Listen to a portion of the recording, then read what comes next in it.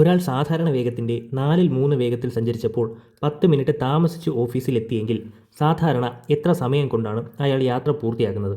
അപ്പോൾ നമുക്കിവിടെ കണ്ടുപിടിക്കേണ്ടത് എന്താണ്? സമയമാണ്.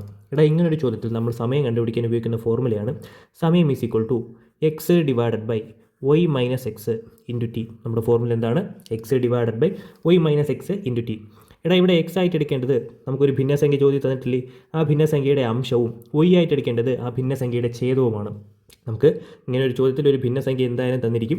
നമ്മുടെ formula X divided by Y minus X into T ആയിരിക്കും. ഓക്കെ അല്ലേ? അപ്പോൾ നമ്മൾ എക്സ് ആയിട്ട് എടുക്കേണ്ടത് ഭിന്നസംഖ്യയുടെ അംശവും വൈ ആയിട്ട് എടുക്കേണ്ടത് ഭിന്നസംഖ്യയുടെ ഛേദവുമാണ്. അപ്പോൾ ഇവിടുത്തെ എക്സ് 3, ഇവിടുത്തെ വൈ എത്രയാണ്? 4. പിന്നെ നമുക്ക് ടി വേണം. ടി ചോദ്യത്തിൽ ഓൾറെഡി തന്നിട്ടുണ്ട്. എന്താണ്? സഞ്ചരിച്ചപ്പോൾ 10 മിനിറ്റ് താമസിച്ച് ഓഫീസിലെത്തി എന്ന് പറയുന്നുണ്ട്. അപ്പോൾ നമ്മുടെ ടി എത്രയാണ്? 10. ഇനി ഇത് ഫോർമുലയിൽ കൊടുക്കാമല്ലോ. ഈക്വൽ ടു എക്സ് 3 ആണ്. 3 divided by 4 minus 3 into 10 equal to 3 divide by 4 minus 3 1 into 10 equal to 3 ഗുണം 10 എത്രയാണ്? 30 മിനിറ്റാണ് നമ്മുടെ ഉത്തരം. Option A.